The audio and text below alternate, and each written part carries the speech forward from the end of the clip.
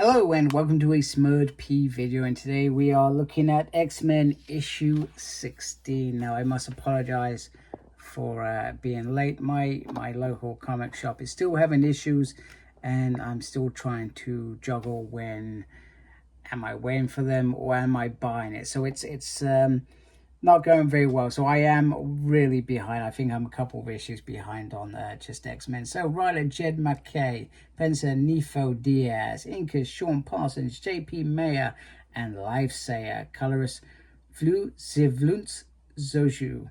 I do apologize if I said any of those names, in particular Fu. I find it interesting that Kid Omega is completely off the board on this side, which is pretty cool. So 3K. We know in the background they have been hovering, waiting to make their move, and they have created this team that are to go against the X-Men. One in particular who lost their arm certainly wants another crack at them. So meet the X-Men: Constellation, Psychovore, Schwarzschild, Galatea, Juice, and Time Bomb. Gosh, interesting names. I'm pretty sure I said some of them wrong.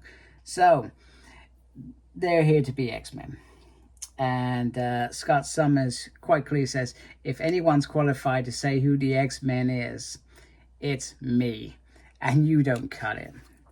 So they start getting into it. Ileana wants to take the other arm off Schwarzschild because she wants a matching set. I actually thought it was a ploy by Freak at the beginning of this issue, that it was just a rouge to get him hyped up, etc. But it's not.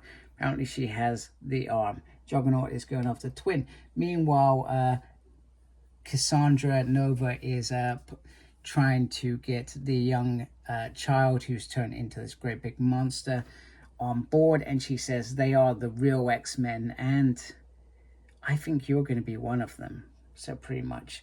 So meanwhile, Cyclops reaches out back to the factory saying that you've got hostiles inbound, which is the child. So the child is heading there. Now, Beast has come up with, I guess, a temporary cure called DX, but they don't really know the ramifications of using this. They know that perhaps it's temporary, but they don't know the effects on what it will have on Max at all. It could have a real big consequence on it, and I'm betting it does by the time we're finished with this. However, he's eager to do this. They know that they need to go out there fighting, and Magneto is perhaps the only one, and he actually feels like himself. So we have this nice spread here of battles. So pretty much they're all just trying to find their way through. As always, Cyclops is probably trying to find who is the best fit to take out who.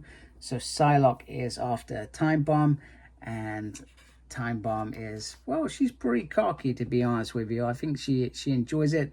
Magic is going after, is being bound by Schwarzschild. She teleports again, and he uses his grab to send her flying. He then uses a slingshot maneuver with Galatea. Once one is low grab, and then he does high grab, meaning she gets a pretty good smack on Juggernaut, knock him into sand. So the team are perhaps slowly becoming more into trouble. However, Psylocke is able to take Time Bomb out because she can read minds. However, one mind she cannot read is this. Well, I don't know what he is, whether it's a gentleman or not, but she certainly is struck down. But Time Bomb is taken out by Psylocke.